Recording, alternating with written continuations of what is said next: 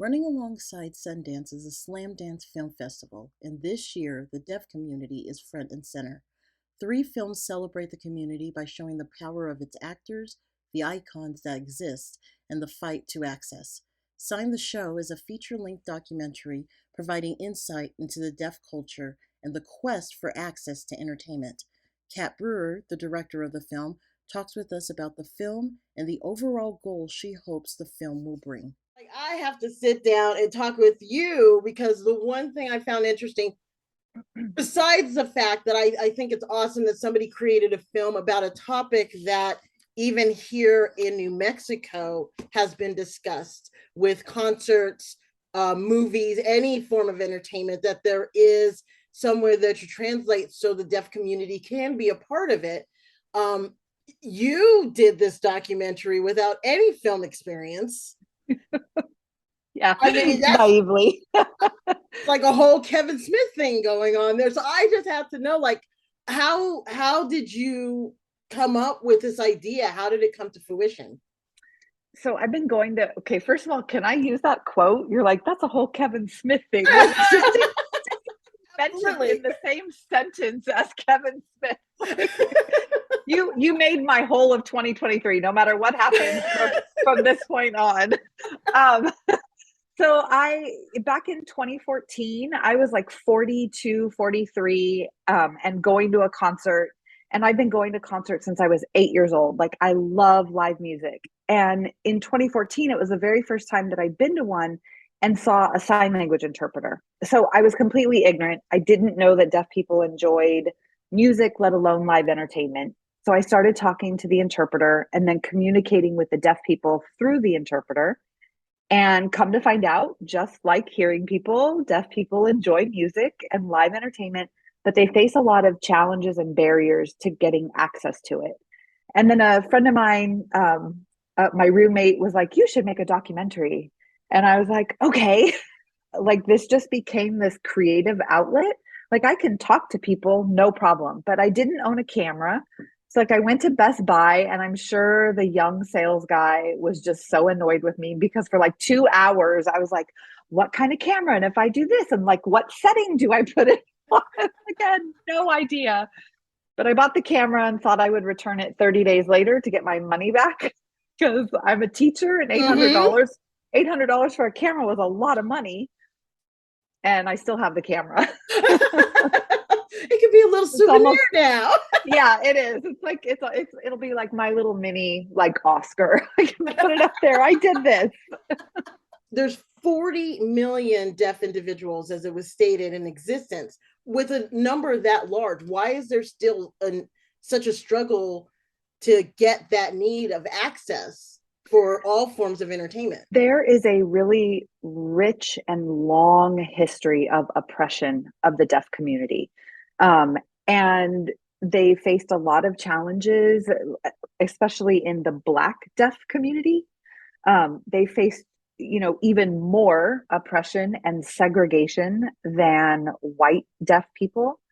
And I just don't think, I think Kelly Clarkson says it in the film. She's like, if you don't have a deaf member in your family, if you don't know anyone who's deaf, you don't think about it. And honestly, like, I didn't think about it either until that concert.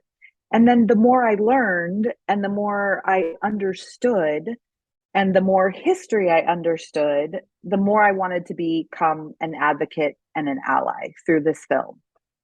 So I just think it's not in people's awareness, which I'm hoping this film will bring it some awareness to people. And also, I'm going to be really honest here. You could put this on the record. It's okay. Like, I think venues are thinking about this in a financial aspect. Like, oh, we don't have money for an interpreter, because I have heard that so many times just at film festivals that I've been in. Like, oh, sorry, we can't provide you an interpreter. We don't have a budget for it. But let's just pretend like if you brought an interpreter to your big show and concert tickets were $100 and you spent $200 on an interpreter, but 20 deaf people came because they knew that there was going to be an interpreter there.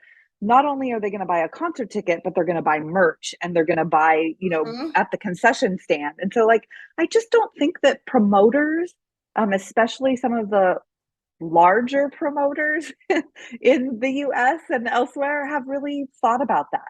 You know, it was exciting to see things like Marlene Matlin when she was on Dancing with the Stars and think to yourself, like, well, she's deaf. So how does she handle the music and learning about vibrations? Same thing with Niall DeMarco, which I'm like, I was so excited when I heard he was in your film because I love him.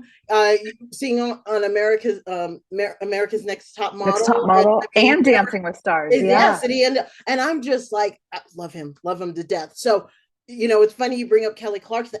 You have some big names in this documentary, which I'm just kind of like, this is her first ever doing a film, and she like landed Tony, Pat Monahan, the lead singer of. I'm just like, mind-boggling. I'm really good. I call myself the queen of follow-up. So I had literally a 1-year DM conversation with Chuck D before I got an interview with him. Like, it was like, hey, I noticed you're here at this location. Can I come interview you? Oh, sorry, we've already taken off. Okay, then I'm like, where is he playing next?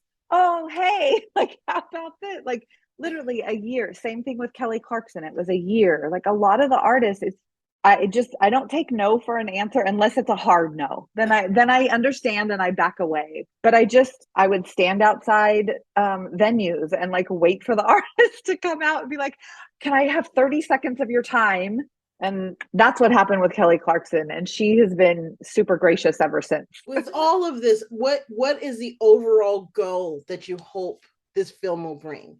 In my wildest of dreams, and I try to manifest this, is that I want there to be a cultural shift in entertainment so that open access is the norm for a more inclusive world. I don't want deaf people to have to like call and email and request an interpreter. I just want a venue or a promoter or an artist. Like, we could put some onus on the artist to say, hey, I'm putting this in the rider. What should venues, promoters, what should they look for when choosing an interpreter?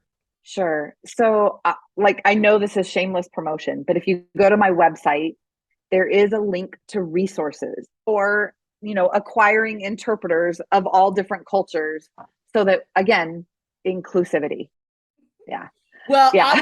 I'm gonna bring up the plug because ending with, we want people to learn more about the film. So where can they go to learn more about the film if they're unable to make it to Slamdance to see it? Yeah, just signtheshow.com. And I just got an agent. So I'm really hoping that I get distribution and then everybody can see it. So yeah, signtheshow.com. Well, this is just looking at the trailer, I am excited. It's a powerful film, and Thank you. I am very impressed with you that being somebody that didn't have any experience with film, you saw a passion project and you were like, I will figure it out, and you did, and it looks great. I'm looking forward to Thank you.